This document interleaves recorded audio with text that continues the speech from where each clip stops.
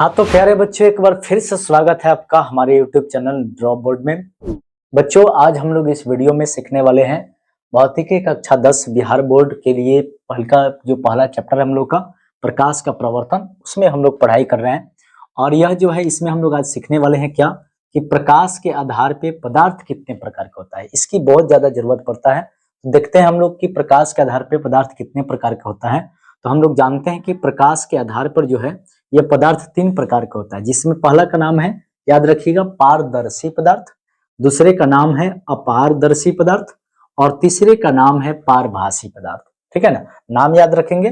पहला का नाम है पारदर्शी पदार्थ, दूसरे का नाम है अपारदर्शी पदार्थ और तीसरे का नाम है यहाँ पे पारभासी पदार्थ। ठीक है ना, यहाँ से जो है एक सवाल जो है आपके एग्जाम में पूछ सकता है।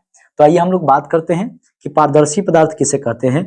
तो कहेंगे कि समझिए कि ऐसा पदार्थ जिससे होकर प्रकाश आर पार हो जाता है, मतलब प्रकाश जिसके एकदम एक साइड से दूसरे साइड चला जाए। ठीक है ना, तो यहाँ पे कहेंगे कि वैसा पदार्थ जिससे होकर प्रकाश आर पार हो जाता है उसे हम लोग पारदर्शी पदार्थ कहते हैं। ठीक है ना, और अपारदर्शी किसे कहते हैं, तो ऐसा ही होगा। देखिए कैसे कहेंगे, तो कहेंगे कि जिससे होकर प्रकाश जो है आर पार नहीं होता है। एकदम सिंपल तरीके से आपको याद रखना है कि जिससे होकर प्रकाश आर पार नहीं होता है उसे हम लोग अपारदर्शी पदार्थ कहते हैं। पारभासी किसे कहेंगे, तो जिससे होकर प्रकाश जो है अंशतः पार होता है। अंशतः मतलब थोड़ा सा पार करता है और पूरा तरह से पार नहीं करता है, तो ऐसे पदार्थ को हम लोग क्या बोलते हैं, तो पारभासी पदार्थ कहते हैं। ठीक है ना, पारभासी पदार्थ में ही हम लोग क्या कर सकते हैं, याद रखेंगे, टिंडल प्रभाव को दिखाया जा सकता है। पारभासी पदार्थ से ही हम लोग टिंडल प्रभाव को दिखाते हैं, याद रखिएगा, ये काफी इंपॉर्टेंट बात है। ठीक है, तो देखिए पारदर्शी पदार्थ में कौन कौन सा होगा, तो जैसे हो गया कांच हो गया जिससे होकर प्रकाश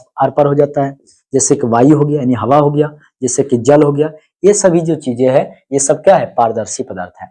और दूसरा देखिए अपारदर्शी मतलब जिससे होकर प्रकाश पार नहीं करता है, जैसे कि लकड़ी हो गया, जैसे कि पत्थर हो गया, जैसे कि ईंट हो गया, बालू पत्थर जो भी है, जैसे पेंट किया हुआ कांच, यानी हम लोग को इसमें पढ़ना पड़ेगा। जैसे कांच लेंगे, कोई सतह लेंगे और ये सबसे बेस्ट सतह जो होता है ये कांच का ही होता है, सबसे स्मूथ सबसे चिकना होगा। ठीक है ना, तो यहाँ पे क्या करेंगे, अगर हम इसमें हम पेंट कर देते हैं एक तरफ तो ये अपारदर्शी बन जाता है, और ये हम पेंट नहीं करते हैं तो ये पारदर्शी रहता है। तो यहाँ पे अपारदर्शी के लिए हम कह सकते हैं कि पेंट किया हुआ कांच जो होता है यह सबसे बेस्ट अपारदर्शी पदार्थ का काम करता है। ठीक है ना, जिससे होकर प्रकाश पार नहीं करेगा।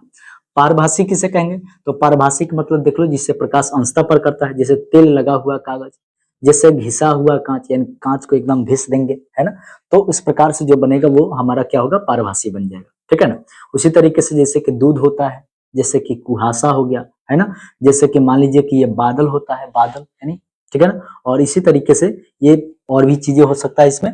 तो यहाँ पे हम लोग क्या कहेंगे कि ये पारभासी पदार्थ होता है। ठीक है, तो आज के वीडियो में जो है हम लोग इतना ही रख देते हैं। अगले वीडियो में जो है हम लोग सीखेंगे कि प्रकाश के परावर्तन किसे कहते हैं, प्रकाश के परावर्तन के कितने प्रकार होता है, और फिर प्रकाश के परावर्तन की सारी बातें हम लोग सीखेंगे। ठीक है, तो मिलते हैं अगले वीडियो में। इतने आज के लिए आपका बहुत बहुत धन्यवाद।